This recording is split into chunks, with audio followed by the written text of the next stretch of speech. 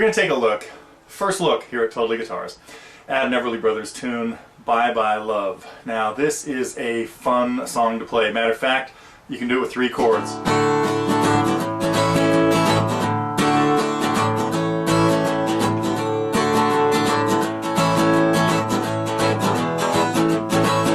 There you go.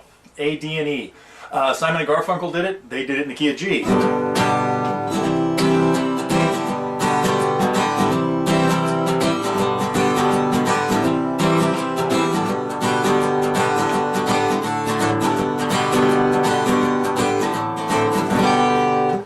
Okay, there you have everything you need to know to play kind of the campfire version of Bye Bye Love. Now we're going to talk about all kinds of other stuff in this lesson. That little intro that I played, that Don plays as kind of an opening to the tune, little bluesy kind of effect.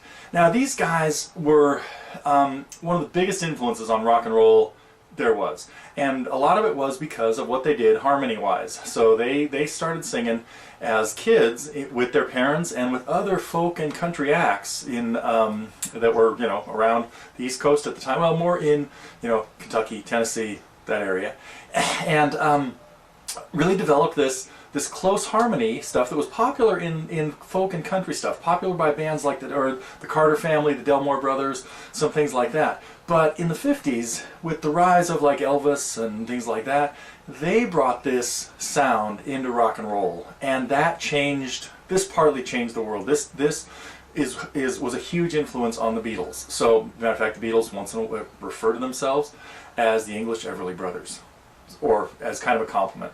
Now, when they were 20 and 18, when Don was 20 and Phil was 18, they came upon a song and a contract with Cadence Records, written by Felice and Boudleaux Bryant, who had been songwriters and had been doing okay. They had written this song, Bye Bye Love, and been turned down by every country act around. Well, these 2 punk kids decided to do it and apply their principles of harmony, you know, harmony generally in thirds.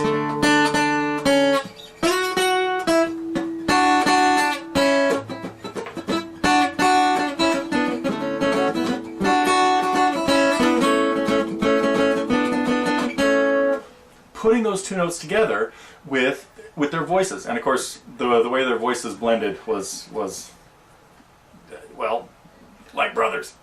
Now the Bryants had wrote actually quite a few other tunes that were hits for the Everly Brothers. They also wrote Wake Up Little Susie and All I Have to Do Is Dream, Rocky Top, which went back even a little bit further.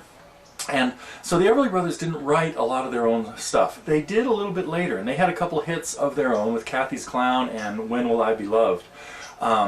Anyway, what we're going to talk about in this song, I've just shown you the chords in the key of A. It's 1, 4, and 5. Now we're going to talk about different things you can do with them, especially as far as the second guitar part goes.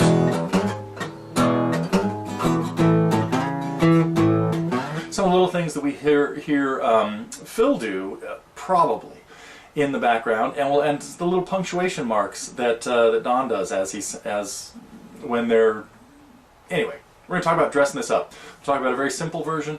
For a little novelty item, you might listen to George Harrison's complete rewrite of it, called Bye Bye Love, where he sort of took the idea, changed it completely.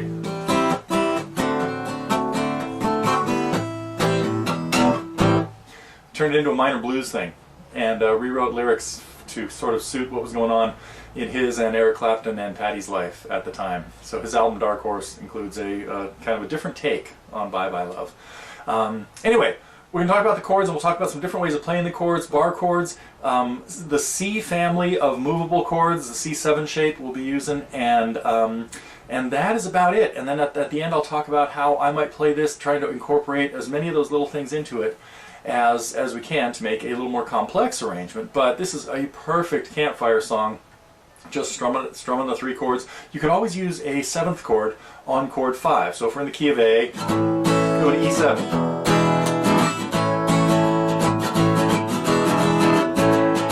Or if we're in G, use a D7. But we can even use the bluesy approach and throw in a 7th chord on chord 4, which the Everlys do sometimes. Okay, coming up, quick look at the chords. The rest of the lesson will probably be shorter than everything you just sat through there. So enough of the background info. Let's talk about the song.